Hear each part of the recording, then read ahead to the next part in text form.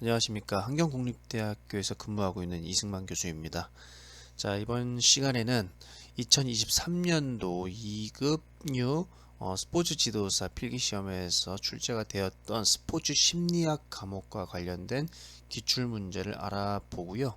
알아보기 전에 스포츠 심리학에서 다루고 있는 여러가지 내용 영역별 내용 요소들을 살펴보는 시간을 갖도록 하겠습니다.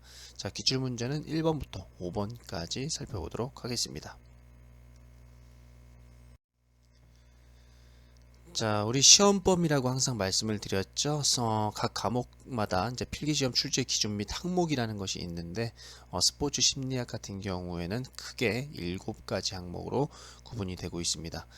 자, 첫 번째 스포츠 심리학의 개관에서는 스포츠 심리학의 정의 및 의미, 스포츠 심리학의 역사, 스포츠 심리학의 영역과 역할에 대해서 다루고 있고요. 인간 운동 행동에 의해서는 운동 제어, 운동 학습, 운동 발달이라는 내용을 담고 있습니다. 자, 우리 스포츠 심리학에 사실 좀 좁게 보면은 이제 그 어떤 운동이 일어날 때 나타나는 여러 가지 심리적 기전이라든지 심리적 뭐 이제 행동이라든지 이런 부분들을 좀 다루는데 조금 더 넓게 보는 개념에서는 스포츠 심리학에서 이제 조금 전에 말씀드렸던 어떤 운동장에서 나타나는 스포츠 심리와 관련된 기전뿐만 아니라 운동 학습, 운동 제어, 운동 발달과 같은 내용들을 함께 다룹니다. 굳이 분류를 하자고 하면은 스포츠 심리학과 운동 학습 및 제어, 뭐 운동 발달 이렇게 구분을 할 수가 있는데 넓은 의미에서 광의에서 스포츠 심리학은 이런 것들을 모두 다루고 있기 때문에 여러분들이 그 두 번째 주요 항목이라고 나와 있는 인간 운동 행동의 이해 요 파트를 잘 학습을 해 놓으셔야 됩니다. 사실 이 부분이 다른 부분에 비해서 상대적으로 좀 내용이 까다롭다고 느낄 수가 있겠고 문제를 접할 때도 사전에 그 학습이 잘 되어 있지 않으면 풀기가 만만치가 않다는 생각이 좀 드실 수 있습니다. 그렇기 때문에 요 운동 학습 및 제어에 해당이 되는 인간 운동의 이해 요 파트도 잘 학습을 해 놓으시길 바라겠습니다. 자, 세 번째 항목으로서는 스포츠 수행의 심리적 요인이라고 해서 성격, 정서시야 불안, 동기, 목표 설정, 자신감, 심상, 주의 집중, 루틴과 관련된 내용을 담고 있습니다. 자, 네 번째 주요 항목에서는 스포츠 수행의 사회 심리적 요인으로서 집단 응집력, 리더십, 사회적 촉진, 사회성 발달과 관련돼서 스포츠를 통해서 나타날 수 있는 여러 가지 이제 사회 심리적 요인을 살펴보고 있고요. 다섯 번째는 이제 운동 심리학이라고 해서 운동을 하는데 나타나는 여러 가지 전략들과 같은 내용을 담고 있습니다. 구체적으로 운동의 심리적 효과, 운동 심리 이론, 운동 실천 중재 전략 이렇게 크게 세 파트로 구분이 되어 있고요. 마지막으로 스포츠 심리학 상담이라고 해서 스포츠 심리 상담의 개념 그리고 적용을 담고 있습니다. 자, 구체적으로 1번 문항부터 살펴보도록 하겠습니다. 1번 문항 스포츠 심리학의 주된 연구의 동향과 영역에 포함되지 않는 것은 그러니까 보통 이제 1번 문항은 이게 스포츠 심리학뿐만 아니라 다른 모든 과목에서 각 과목이 다루는 연구 영역 그리고 내용 영역을 주로 좀 문제를 내는 경향이 좀 있습니다. 또는 이제 뭐 역사와 관련된 그 각 과목의 어떤 발달 과정과 관련된 내용을 좀 다루기도 하고요.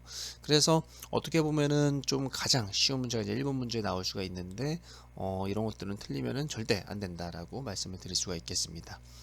자, 1번 인지적 접근과 현장 연구, 2번 경험주의에 기초한 성격 연구, 3번 생리학적 항상성에 관한 연구, 4번 사회적 촉진 및 각성과 운동 수행의 관계 연구.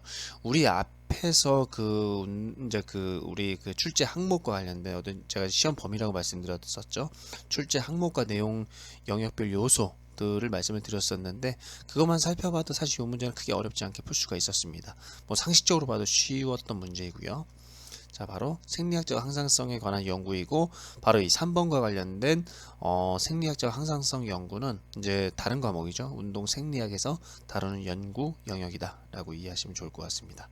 자, 스포츠 심리학에서는 일반적으로 성격이나 동기, 에너지 관리, 개인 및 집단 과정, 유소년, 스포츠 심리, 운동 수행, 향상 기법 등과 관련된 내용을 담고 있습니다. 두 번째, 대시와 라이언이 제시한 자기결정 이론에서 외적 동기 유형으로 분류되지 않은 것은 이라고 나와 있네요. 1번 무동기, 2번 확인 규제, 3번 통합 규제, 4번 의무감 규제 이렇게 나와 있습니다. 자, 요 문제 같은 경우에는 대시와 라이언이 제시했던 자기결정 이론을 잘 알지 않으면 사실 풀기 좀 어려웠던, 난해했던 문제라고 볼 수가 있겠습니다. 하지만 이 자기결정 이론에 대해서 조금만 공부를 했다고 하면은 어떤 뭐 목차적 수준에서 충분히 맞출 수 있지 않았을까라는 생각이 들어서 굉장히 어려운 난이도 상급의 문제라기보다는 이제 그 난이도 중간 정도의 문제라고 생각을 합니다. 자, 여기에서 정답은 무동기입니다. 이건 사실 되게 문제를 푸는 센스가 있으신 분들은 딱 봐도 2번, 3번, 4번은 규제잖아요. 근데 첫 번째는 무동기입니다. 그럼 이게 뭔가 좀 다르지 않을까? 다른 내용 영역으로 좀 분류되지 않았을까? 라는 생각으로 맞출 수 있는 문제라고도 생각이 듭니다. 자, 자기결정 이론에서는 크게 외적 동기나 내적 동기, 무동기, 동기 없이 시작되는 경우 이제 이런 것들을 크게 세 가지로 구분할 수가 있겠는데요.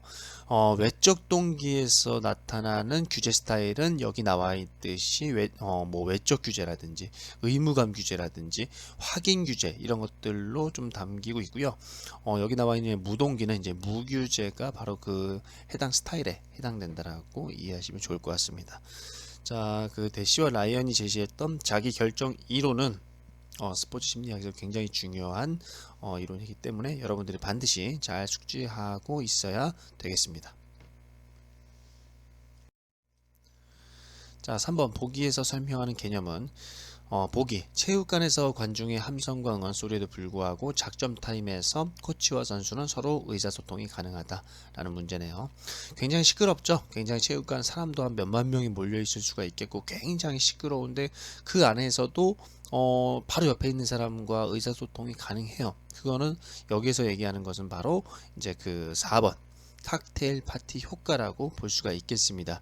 자, 우리가 칵테일 파티라고 하면은 뭐 사실 우리나라에서는 없는 개념이긴 한데 외국에서는 이제 뭐 집에 초대해가지고 여러 가지 칵테일을 마시면서 이렇게 돌아다니면서 앉아서 먹는 게 아니라 서서 이렇게 돌아다니면서 이제 만나서 인사하고 안부 묻고 간단한 얘기 나누고 또 다른 사람과 안부 묻고 인사하고 얘기 나누고 이제 이런 것들이 반복되는 이제 파티들을 보면 저는 이제 뭐 드라마나 영화에서 많이 보았는데요. 그때 이제 그 되게 많은 사람들이 있고 굉장히 왁자지껄하고 시끄럽지만 내 앞에 있는 사람과 대화하는 것이 뭐 이렇게 구별하는데 크게 어렵진 않습니다. 이것이 바로 선택적 주의 집중이라고 해서 바로 앞에 있는 사람의 이야기는 잘 들을 수 있는 칵테일 파티 효과 현상에 대해서 이야기하고 있는 것입니다. 자, 해설 보겠습니다. 칵테일 파티처럼 여러 사람의 목소리와 잡음이 많은 상황에서도 본인이 흥미를 갖는 이야기는 선택적으로 들을 수 있는 현상을 바로 우리는 칵테일 파티 현상이라고 한다. 인간은 귀를 통해 하루 종일 다양한 소리를 듣지만 본인에게 필요한 정보를 선택해서 집중적으로 습득할 수 있는 지각 능력을 가지고 있다라고 볼 수 있겠습니다. 자, 4번이 다소 어려울 수 있었을 것 같아요. 젠타일의 2차원적 운동 기술 분류가 이제 여기 밑에 나와 있는 그림에서 잘 나와 있는데요. 야구 유격수가 타구된 공을 잡아서 1루로 송구하는 움직임에 해당되는 것을 보겠습니다. 일단은 그 동작의 요구와 환경적 맥락 이렇게 크게 두 개로 구분할 수 있는데 일단은 그 환경적 맥락을 보면은 타구된 공은 움직이죠. 움직이기 때문에 안정적이지 않고 비안정적인 조절 조건이라고 볼 수가 있겠습니다. 그러면 안정적인 조절 조건에 해당이 안 되고요. 근데 불행히도 1, 2, 3, 4번이 모두 비안정적인 조절 조건에 지금 놓여 있기 때문에 여기서 정답을 속아낼 수는 없었습니다. 비안정적인 조절 조건에서는 동작 시도 간 환경 변이성이 없고 동작 시도 간 환경 변이성이 있다라고 구분이 되어 있는데요. 타구된 공 같은 경우는 굉장히 변화가 많을 수가 있겠죠. 뭐 그라운드의 상태라든지 공의 회전이라든지 뭐 주자의 뭐 움직임에 따라서 뭐 이제 그 뭐 1루로 던질지 2루로 던질지 굉장히 다양하게 나타날 수가 있기 때문에 이런 것 같은 경우에는 동작 시도 간 환경 변이성이 있다라고 볼 수가 있습니다. 그래서 2번이나 4번에 해당이 되겠고요. 그렇다고 하면 이제 동작의 요구 측면을 좀 살펴보면은 신체 이동이 없음, 신체 이동이 있음 이렇게 나와 있는데 요거는 쉽게 우리 몸이 움직이면서 공을 잡아야 되기 때문에 신체 이동이 있는 3번이나 4번 중에 골라야 되겠죠. 근데 우리 아까 1번, 3번 안 된다고 말씀을 드렸으니까 정답은 4번이다 라고 볼 수 있겠죠. 자, 조금 더 들어가 보면 물체 조작이 있는지 없는지를 볼 수 있는데 우리가 글러브를 통해서 공을 핸들링하고 던지는 것이기 때문에 물체 조작이 있다라고 볼 수가 있겠습니다. 그래서 정답은 4번입니다. 자, 해설 보겠습니다. 야구 경기에서 유격수가 타구된 공을 잡아서 1루로 송구하는 움직임은 비안정적인 조절 조건에서 신체 이동과 물체 조작이 모두 있는 운동 기술에 해당이 된다라고 볼 수가 있겠습니다.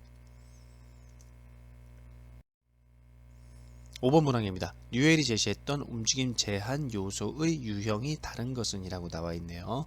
자, 요거 같은 경우에도 제가 아까 그 서두에서 말씀을 드렸던 운동 학습 및 제어와 관련된 문항이었습니다. 그래서 운동 학습 및 제어에서 출제되는 문항들은 용어 자체가 굉장히 좀 낯설고 좀 이렇게 어렵다고 느낄 수가 있기 때문에 이 부분들에 있어서 좀 학습이 좀 많은 시간 동안 좀 필요할 수 있을 것 같아요. 그래서 그 사실 학습하기에는 운동 심리학 부분, 그러니까 우리가 얘기했던 그 두 번째 단원을 제외한 1, 3, 5, 6, 7 단원이 조금 더 쉬울 수는 있는데요. 이런 그 운동학습 및 제어를 탄탄하게 공부해 놓지 않으면은 뭐 이렇게 그 고득점을 이제 올리기 어렵기 때문에 이제 두 번째 단원에 해당이 되는 운동학습 및 제어도 충실하게 공부를 학습을 해 놓으시는 것이 필요하다라고 말씀을 드리겠습니다. 자, 1번 운동 능력이 움직임을 제한한다. 2번 인지, 동기, 정서 상태가 움직임을 제한한다. 3번 신장, 몸무게 근육 형태가 움직임을 제한한다. 4번 과제, 목표와 특성, 규칙, 장비가 움직임을 제한한다 라고 나와 있습니다. 자, 여기에서 뉴엘이 제시했던 것은 움직임 제한은 이제 뭐 굉장히 다양한 형태가 나타날 수가 있겠지만 환경, 유기체, 과제 이렇게 세 가지로 구분을 할 수가 있습니다. 그 중에서도 첫 번째, 두 번째, 세 번째에 해당이 되는 것은 유기체 요소에 해당이 되고요. 4번은 이제 과제 요소에 해당이 된다라고 볼 수 있겠습니다. 그래서 이 문제를 풀기 위해서는 뉴엘이 제시했던 움직임 제한 요소인 환경과 유기체, 과제 이 세 가지를 구분할 수 있는지 없는지를 물어보는 이제 문항이었기 때문에 학습을 했다면 사실 어렵지는 않았을 수는 있겠지만 학습을 하지 않았다면 굉장히 어렵고 풀지 못하는 문제였다라고 볼 수 있겠습니다. 그래서 요거는 저 개인적으로는 난이도가 그러니까 중상 정도, 뭐 상이라고 놔도 되고요. 중간은 아니었던 것 같아요. 그래서 중상 또는 상에 해당되는 문제였습니다. 그래서 제가 항상 말씀을 드리는 우리가 이제 그 커트라인이 이제 60점이잖아요. 그럼 저는 항상 70점 이상 맞기를 좀 이렇게 그 권장을 해드리는데 100점 맞으려고 공부하기보다는 70점만 맞자라는 저 공부법이 굉장히 좀 효과적이라고 항상 말씀을 드렸습니다. 그래서 이런 문제는 사실 틀려도 이제 무방한 문제이다. 이제 난이도가 좀 어려웠기 때문에 이제 이런 문제들은 좀 틀려도 괜찮고요. 하지만 쉬웠던 문제들, 난이도 이제 하나, 중과 관련된 문항들은 틀리면 안 되겠죠. 앞서서 풀어봤던 1번부터 4번 문항까지 틀리면 안 되고요. 이 5번 문항 같은 경우 틀려도 크게 상관은 없다라고 보시면 될 것 같습니다.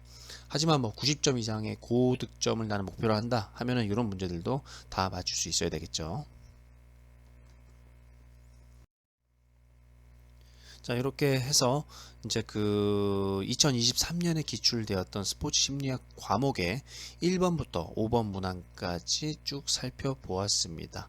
자, 살펴보았듯이 뭐 스포츠 심리학이라고 해서 뭐 되게 어렵거나 난이도가 이렇게 우리가 풀지 못할 정도의 수준이라고 보이지는 않죠. 그래도 충분히 학습을 한다고 하면은 얼마든지 이제 뭐 이렇게 좋은 성적을 거둘 수 있는 과목이기 때문에 여러분들 포기하지 않고 계속적으로 도전하시는 것을 추천드리겠습니다. 자, 그러면은 다음 영상에서는 6번부터 이제 10번 문항을 풀어보는 시간을 갖도록 하겠습니다.